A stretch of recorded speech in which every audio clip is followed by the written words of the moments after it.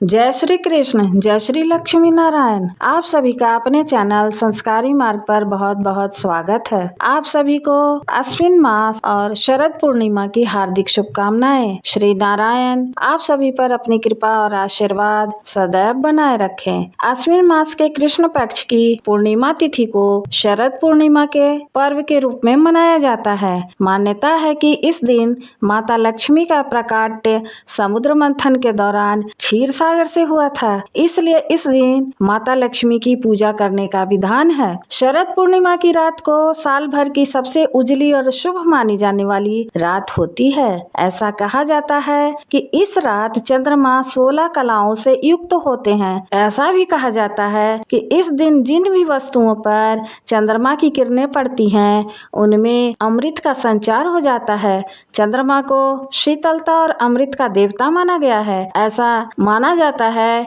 कि उसकी किरणों में अमृत तत्व प्रवाहित होता है, यानी किरणों में विशेष औषधीय गुण होते हैं। खीर जब चंद्रमा की रोशनी में रखी जाती है, तब चंद्रमा की किरणें उसमें अमृत समान गुण भर देती हैं। इसको खाने से कई स्वास्थ्य लाभ मिलते हैं। खीर जो दूध और चावल से बनती है, इन चंद्र किरणों को अपने में समाहित करती है। सुबह यह खीर माँ लक्ष्मी को अर्पित कर प्रसाद के रूप में ग्रहण की जाती है। इससे शरीर में सुख, मन में शांति और जीवन में संतुलन आता है। इसलिए शरद पूर्णिमा पर माँ लक्ष्मी को प्रिय भोग खीर अर्पित किया जाता है और चंद्रमा की रोशनी में रखा जाता है। खीर का भोग लगाकर प्रसाद के रूप में खाने से माँ लक्ष्मी का भी आशीर्वाद प्राप्त होता है। शरद पूर्णिमा उस रात को मनाई जाती है जब श्री कृष्ण और ब्रज की गोपियों के बीच रासलीला हुई थी। इस दिव्य नृत्य रासलीला में भाग लेने के लिए शिव ने गोपेश्वर महादेव का रूप धारण किया था। इस रात्रि का विशद वर्णन ब्रह्म पुराण, स्कंद पुराण, ब्रह्मवैवर्त पुराण और लिंग पुराण में दिया गया है। यह भी माना जाता है कि इस पूर्णिमा की रात को देवी लक्ष्मी मनुष्यों के कार्यों को देखने के लिए पृथ्वी पर अवतरित होती हैं। जो भी व्यक्ति इस रात जागरण करता है, सच्चे मन से माँ लक्ष्मी की पूजा करता है और अपने घर को प्रकाश से भर देता है, वहाँ कभी धन, सुख और समृद्धि की कमी नहीं होती। इसलिए शरद पूर्णिमा को कोजागरी पूर्णिमा भी कहा जाता है, क्योंकि कोजागरी का अर्थ है कौन जाग रहा है। आइए जानते हैं शरद पूर्णिमा की तिथि। पूर्णिमा तिथि का आरंभ 6 अक्टूबर को दोपहर में 12:24 पर होगा और पूर्णिमा तिथि का समापन 7 अक्टूबर को सुबह 9:18 पर हो जाएगा। पूर्णिमा तिथि 7 अक्टूबर को सुबह 9:18 तक रहेगी। शास्त्रों के अनुसार पूर्णिमा तिथि जिस समय शाम के वक्त होती है, उस दिन पूर्णिमा का व्रत किया जाता है। इसलिए शरद पूर्णिमा का व्रत 6 अक्टूबर को किया जाएगा। आइए अब सुनते हैं 32 पूर्णिमा की व्रत कथा। द्वापर युग में एक समय की बात है कि यशोदा जी ने श्री कृष्ण से कहा, हे कृष्ण, तुम संसार के उत्पन्न करता, पोषण तथा उसके संहार करता हो।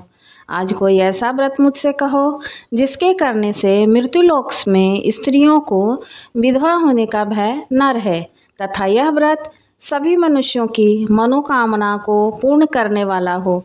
श्री कृष्ण कहने लगे, हे माता, तुमने अति सुंदर प्रश्न किया है। मैं तुमसे ऐसे ही व्रत को सविस्तार कहता हूँ। सौभाग्य की प्राप्ति के लिए स्त्रियों को 32 पूर्णिमाओं का व्रत करना चाहिए। इस व्रत को करने से स्त्रियों का सौभाग्य बढ़ता है। यह व्रत अचल सौभाग्य देने वाला और भगवान शंकर के प्रति मनुष्य मात्र की भक्ति को बढ़ाने वाला है। यशोदा जी कहने लगी, हे कृष्ण, सर्वप्रथम इस व्रत को मृत्युलोक में किसने किया था, इसके विषय में विस्तार पूर्वक मुझसे कहो। श्री कृष्ण जी कहने लगे, इस भूमंडल पर एक अत्यंत प्रसिद्ध राजा चंद्रहास से पालित अनेक प्रकार के रत्नों से परिपूर्ण कातिका नाम की एक नगरी थी। वहाँ धनेश्वर नाम का एक ब्राह्मण था और उसकी स्त्री अति सुशील रूपवती थी।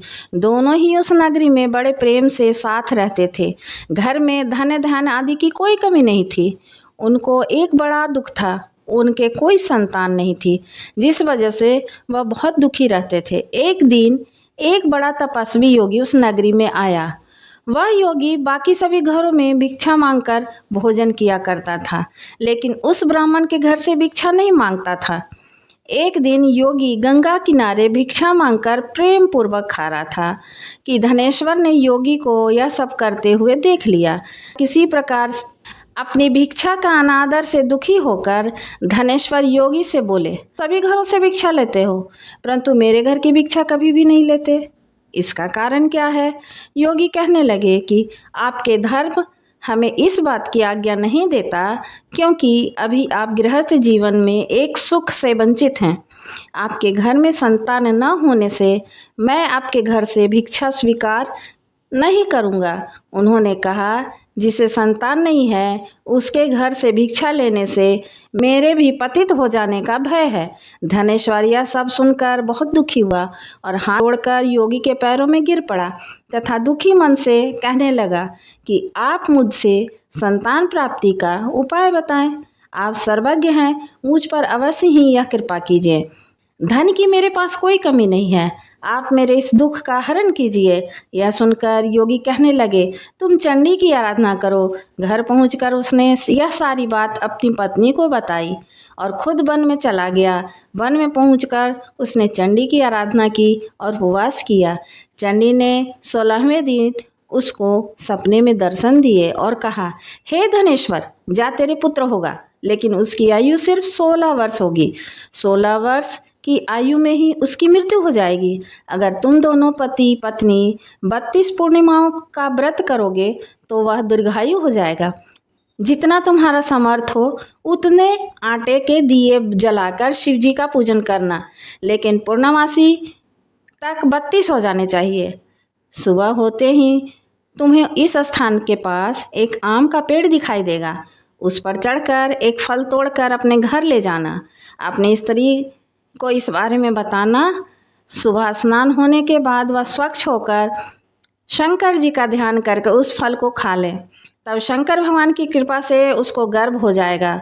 जब ब्राह्मण सुबह उठा तो उसे उस स्थान पर आम का पेड़ दिखाई दिया और वह उससे फल तोड़ने चढ़ा, लेकिन उस पेड़ पर चढ़ ही नहीं पा रहा था। यह देखकर उसे बड़ी चिंता हुई। उसने भगवान गणेश की उपासना की और कहा, हे दयानिधे, अपने भक्तों के विघ्न का नाश करके उसके मंगल कार्य को करने वाले, दुष्ट का नाश करने वाले, रिद्धि सिद्धि देने वाले, आप मुझे इतना बल दें कि मैं अपनी मनोकामना पूर्ति के लिए यह कार्य कर सकूं। इसके बाद वह पेड़ के फल तोड़कर अपनी पत्नी के पास पहुंचा।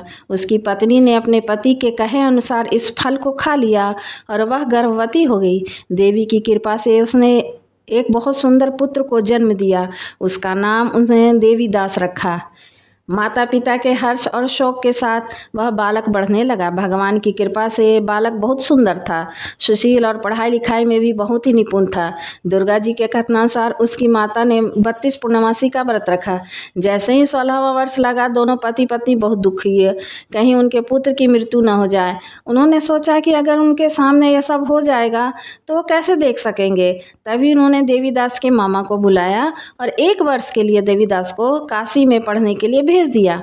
1 वर्ष के बाद उसे वापस लेकर आना, ऐसा उन्होंने देवीदास के मामा को कहा। देवीदास अपने मामा के साथ एक घोड़े पर सवार होकर चल दिया। उसके मामा को भी यह बात नहीं पता थी। दोनों पति पत्नी 32 पूर्णमासी का व्रत पूरा किया। दूसरी तरफ मामा और भांजा दोनों रात गुजारने के लिए रास्ते में एक गांव में रुके। उस दिन उस गांव में ब्राह्मण की कन्या का विवाह होने वाला था। जिस धर्मशाला में बर और बारात के बाकी लोग रुके थे, उसी धर्मशाला में देवीदास और उसका मामा ठहर गए। उधर कन्या को तेल आदि चढ़ाने के बाद जब लग्न का समय आया तो वर की तबीयत खराब हो गई। वर के पिता ने अपने परिवार वालों से विचार विमर्श करके, देवीदास मेरे पुत्र जैसा ही दिखता है तो क्यों ना मैं इसके साथ ही इसका लगन करा दूं और बाद में बाकी सारे काम मेरे बेटे के साथ पूरे हो जाएंगे। ऐसा कहने के बाद वर के पिता देवीदास को मांगने के लिए उसके मामा के पास गए और उन्होंने सारी बात बताई। मामा ने कहा कि कन्यादान में जो कुछ भी मिलेगा वह हमें दे दिया जाए। वर के पिता ने बात स्वीकार कर ली। इसके बाद देवीदास का विवाह कन्या के साथ संपन्न हो गया। लेकिन वह अपनी पत्नी के साथ भोजन न कर सका और मन में विचार करने लगा कि जाने यह किसकी पत्नी होगी। यह सोचकर उसकी आंखों में आंसू आ गए। तब वधू ने पूछा कि क्या बात है, आप उदास क्यों हैं? तब उसने सारी बात अपनी पत्नी को बता दी। वह कन्या कहने लगी, यह ब्रह्म के विपरीत है। आप ही मेरे पति हैं और आपकी ही मैं पत्नी रहूंगी, किसी अन्य की कभी नहीं। तब देवीदास ने कहा, ऐसा मत करिए, क्योंकि मेरी आयु बहुत कम है। मेरे बाद आपका क्या होगा? लेकिन उसकी पत्नी नहीं मानी और बोली, स्वामी आप भोजन कीजिए। दोनों रात में सोने के लिए चले गए। सुबह देवीदास ने अपनी पत्नी को 4 नगों से जड़ी एक अंगूठी दी, एक रुमाल दिया और बोला, हे प्रिय, इसे लो और संकेत समझकर स्थिर चित्त हो जाओ। मेरे मरण और जीवन जानने के लिए एक पुष्प वाटिका बना लो, उसमें सुगंधी वाली एक नवमालिका लगा लो, उसको प्रतिदिन जल से सींचा करो, आनंद के साथ खेलो कूदो। जिस समय और जिस दिन मेरा प्राणांत होगा उस दिन यह फूल सूख जाएंगे। जब यह फिर हरे हो जाएं तो जान लेना है कि मैं जीवित हूँ। यह समझाकर वह वहाँ से चला गया। इसके बाद जब वर और बाकी बाराती मंडप पे आए तो कन्या ने उसे देखकर कहा कि मेरा पति नहीं है, यह मेरे पति वह हैं जिनके साथ रात में विवाह हुआ है। इसके साथ मेरा विवाह नहीं हुआ है। अगर ये वही है तो यह बताए कि मैंने इसे क्या दिया। साथ ही कन्यादान के समय जो आभूषण मिले उन्हें दिखाए। कन्या की ये सारी बातें सुनकर वह कहने लगा कि यह सब मैं नहीं जानता।